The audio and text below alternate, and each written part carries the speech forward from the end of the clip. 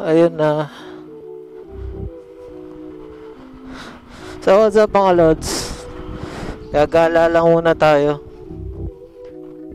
Ewan ko kung nakikita niya yung nakikita ko. Nagsha-shopping lang naman. So meron na akong nabiling ano. May nabili na akong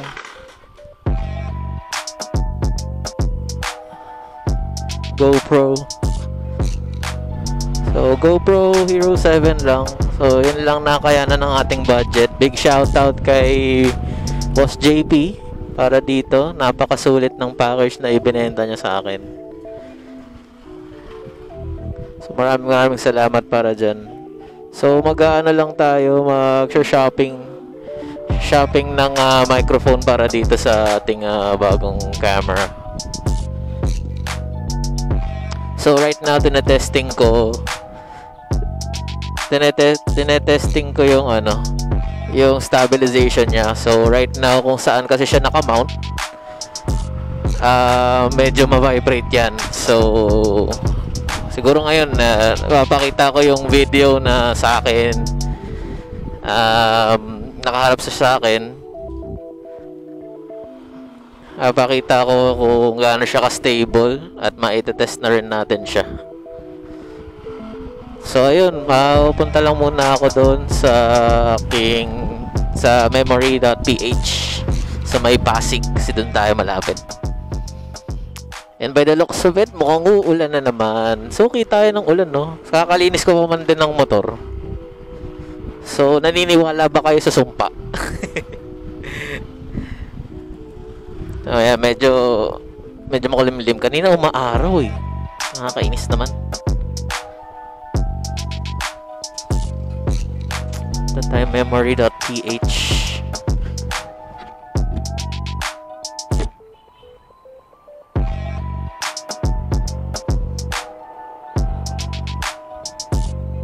Samahan lang natin at ayon kay Google Maps is around 45 minutes. So, tignan natin kung totoo kasi mayroon pa akong pasok.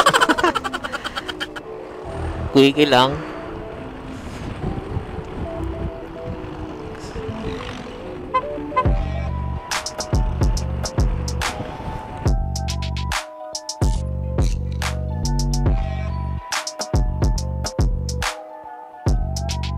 Food pegs ko nakababa.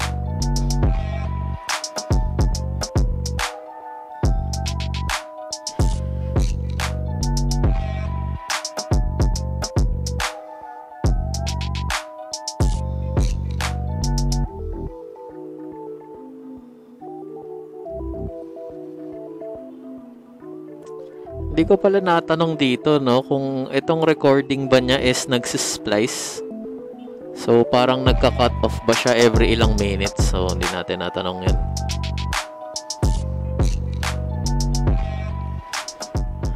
So meron akong mamaya ipapakita. So ayun, so I think based dito sa nabili kong package, kompleto na siya eh. Meron na siyang dalawang extra batteries aside from the battery itself na original. Tapos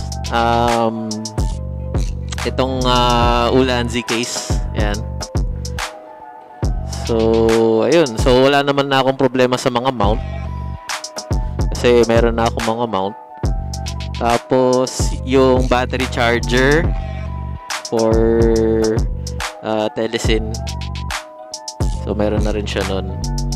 So wala na halos sa mga namin eh. Mic na lang kulang at saka yung tempered glass. So yun yung bibili natin for this.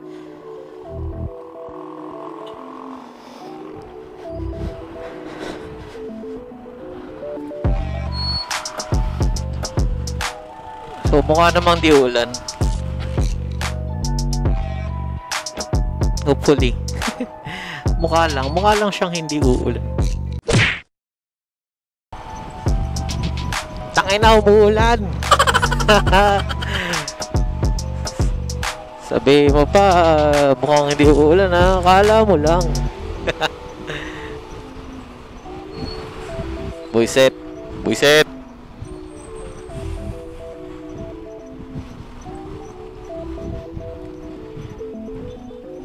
Yan yung mahirap dito. So, alam naman nating bike lane to, 'di ba? So, dati motorcycle lane to, sambo. Then, hinatian ng bike lane. Okay lang naman eh. Kung yung motorcycle lane na matitira, eh, hindi hinaharangan ng ganito. O, 'di ba? Paano tayo ngayon?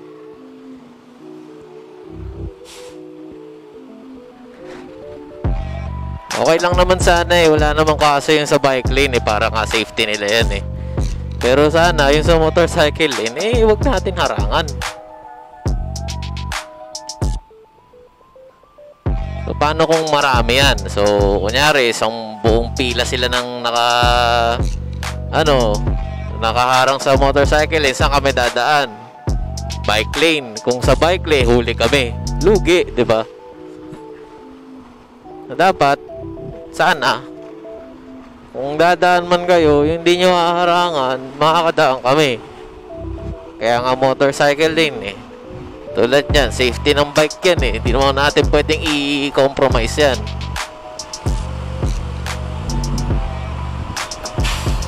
Yan lang ang hirap.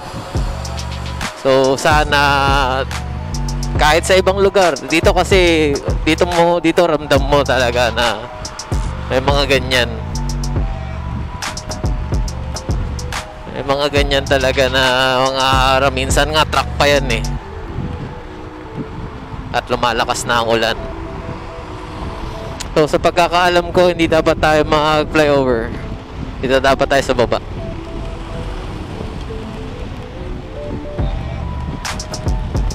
Sana tama yung alam ko. At ang lakas na ng ulan. Yan na ulan.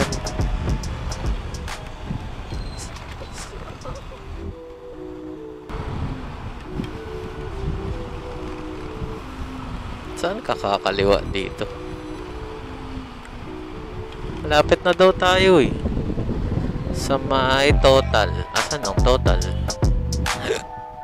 Dito ba? Dito ba? Ah, hindi. Doon.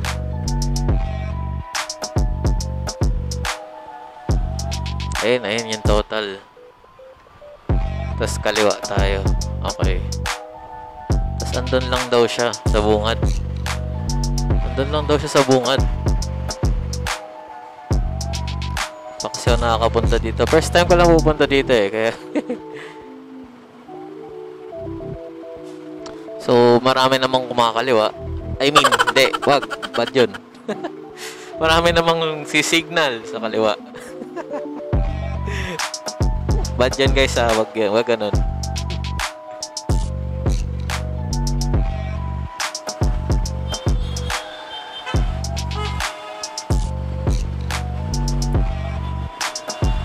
Tara tayo'y lumiko. Tapos dapat andun lang daw siya. Baka parang hindi ko siya nakikita. Ano natin?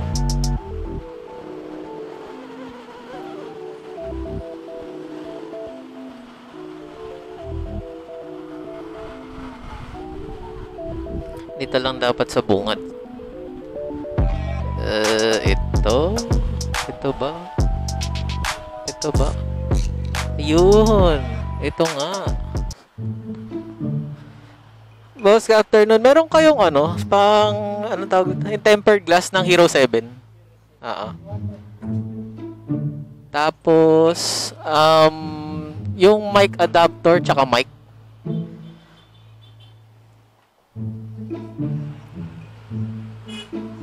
So, dito lang sila. Pagkaliko mo kaliwa sa C5, ito lang, bayin mo lang yung kanan, nakikita nyo na yung memory BH. Ito siya. Ay, may sticker. Tara, dikit tayo. Dikit tayo yung sticker.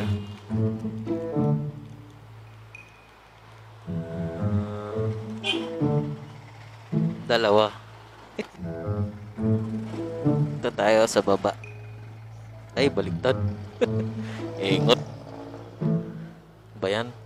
Kabit na nga ng sticker, baliktad pa.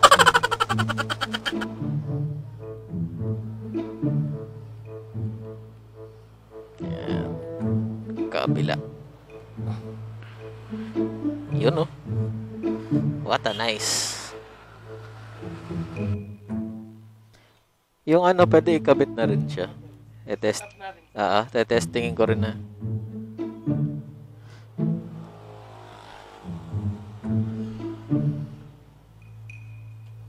Gaano kahaba yung mic nito? Okay, mahaba. Ganda. Itong gamit ko ngayon kasi parang ganito lang. Ikli eh.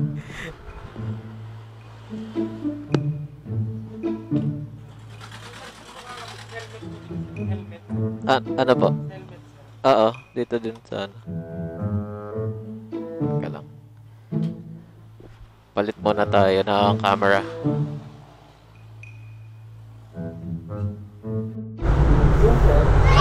Yun.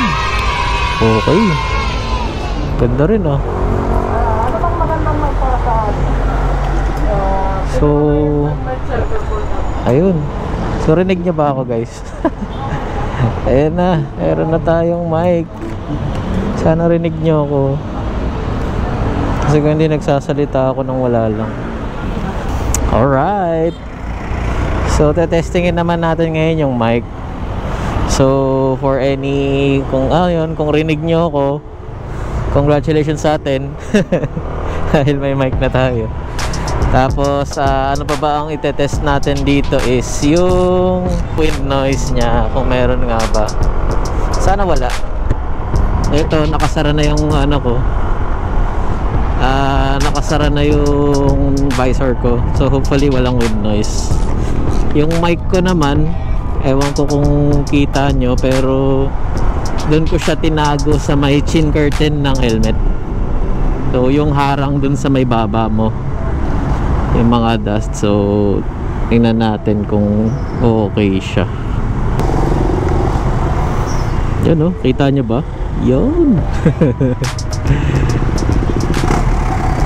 Ayan, so napakasarap sa feeling nang-upgrade. Para ako nag-upgrade ulit ng mga parts ng motor. Ayan yung feeling niya. And with noise test. And matulin tayo, matulin. Ano lang, hanggang 70.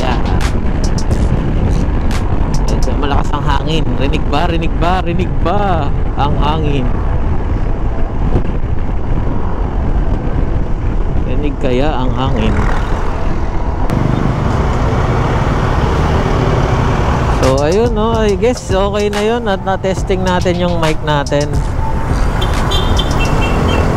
So tingin ko naman okay siya.